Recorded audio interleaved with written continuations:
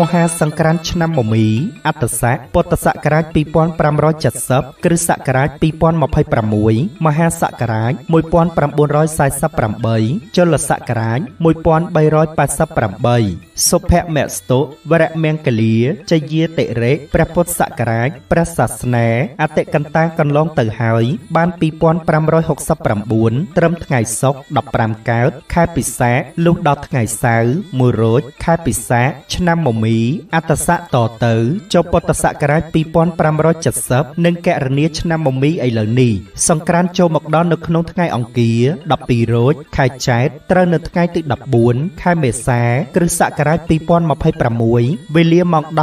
10:48 នាទីពេលនោះព្រះអាទិត្យចេញពីមីនៈឫស្សីទៅស្ថិតនៅឯមេសៈឫស្សីតាមផ្លូវគូវិថីគឺផ្លូវកណ្ដាលទើបមានទេវធីតាមួយព្រះអង្គជាមគ្គនាយិកាព្រះនាមរិក្ខសាទេវីជាបុត្រីទី3នៃកបិលមហាព្រហ្មគង់នៅចតុមហារជ្ជការទ្រង់អំពរពណ៌ខ្មៅលម្អនៅព្រះការដោយសិទ្ធឈុអភរណៈកែវមនោរាភ័ក្ត្រសាហាទ្រង់លោហិតឈាមប្រហោះស្ដាំទ្រង់ធ្នូប្រហោះឆ្វេងទ្រង់ត្រីសូគង់ឈរបើកព្រះនេត្រលើក្នុងមនុម័យសេះជាមគ្គពីហណៈទៅនាំអស់ទេវបុត្រទេវធីតាទាំង100,000កោដហោះទៅកាន់គុហាកែវធម្មលីនាទីភ្នំកេលេសខេត្តហេមពៀនដែលជាទីតម្កល់ទុកនៅព្រះសិរសាកបិលមហាព្រហ្មដែលតម្កល់លើពៀនមាសនាំមកដង្ហែប្រតិសិនភ្នំព្រះសុមេរុរាជតាមផ្លូវព្រះអាទិត្យចរចំនួន60នាទីទើបនាំយកមកតម្កល់ទុកកន្លែងដើមវិញហើយប្រជុំទេវបុត្រទេវធីតាទាំង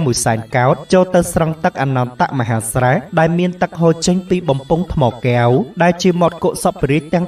7ត្រជាក់ខ្សែងខ្សានព្រះរាជហឫទ័យហើយនាំគ្នាទៅសមាទានរក្សាសិលដោយសមនស្សរីករាយគ្រប់ព្រះអង្គក្នុងភគវតីសភាសាលាព្រះវិសកម្មទេវបុត្រនិមិត្តថ្វាយដើម្បីបន្ទោបង់អពមង្គលឲ្យជ្រះស្រឡះហើយចម្រើននៅសិរីសួស្តីជ័យមង្គលជនមីយុយឺនយូរដល់ទេវតានិងមនុស្សសត្វផងទាំងឡាយតាំងពីឆ្នាំថ្មីចូលមកនេះបានទូលំទូលាយសុខខ្សែងខ្សានតរៀងទៅថ្ងៃអង្គារ12រោចខែចែកត្រូវនៅថ្ងៃទី14ខែមេសាគ្រិស្តសករាជ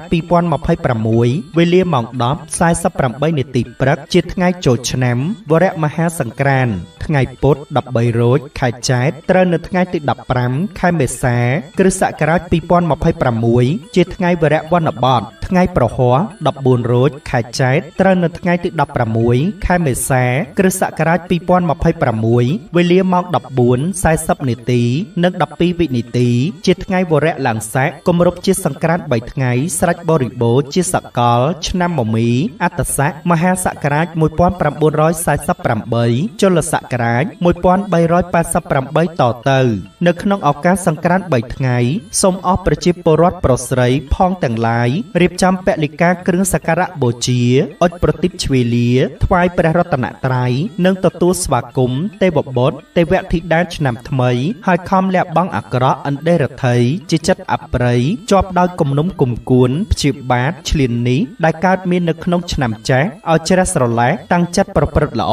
ប្រកបដោយមេត្តាករុណាមុទិតាឧបេក្ខានិងបញ្ញាធ្វើបុណ្យសុំទានតាមប្រពៃណីរក្សាសិល5ឲ្យបានជាប់ជានិច្ចនោះទេវតានឹងឲ្យពរសព្វសាធុការលោកអ្នកនឹងមានសិរីសួស្តីសុភមង្គលវិបុលសុខគ្រប់ប្រការតាំងពីឆ្នាំថ្មីនេះតរៀងទៅ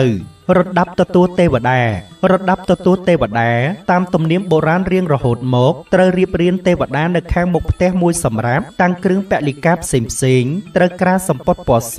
ហើយរៀបចំនៅគ្រឿងសក្ការៈបូជាទេវតាមានជាអាចបាយសី9ថ្នាក់1គូបាយសី7ថ្នាក់1គូបាយសី5ថ្នាក់1គូបាយសី3ថ្នាក់1គូបាយសីបច្ឆា1គូស្លាធម៌1គូទឹកអប់1គូទៀន5ធូប5លេខ5ផ្កា5ដាក់លើជើងពៀន1គូចេកនួនចេកណាំវ៉ាដាក់លើជើងពៀន1គូផ្លែឈើ11មុខរៀបដាក់លើជើងពៀន11គូដូងឡាវ1គូទឹកស្អាត2កែវស្រេចហើយទៅវេលាដែលទេវតាចុះមកត្រូវជួបជុំគ្រួសារដើម្បីថ្វាយបង្គំព្រះនមស្ការព្រះរតនត្រ័យសមាទានសិលហើយតាំងចិត្តឲ្យបានស្អាតបរិសុទ្ធជ្រះស្រឡះនៅមទ័លទាំងពួងតម្កល់ចិត្តរំពឹងគិតទៅលើព្រះពុទ្ធព្រះធម៌ព្រះសង្ឃ ង្ឃជាទីពឹងទីរលឹកលុះចាប់ពិធីទទួលទេវតាចំពោះបាយសី9ថ្នាក់7ថ្នាក់ទំនៀមមានចែងនៅក្នុងសៀវភៅព្រះរាជពិធីទ្វារទសមានិងមានអនុវត្តនៅព្រះបរមរាជវាំង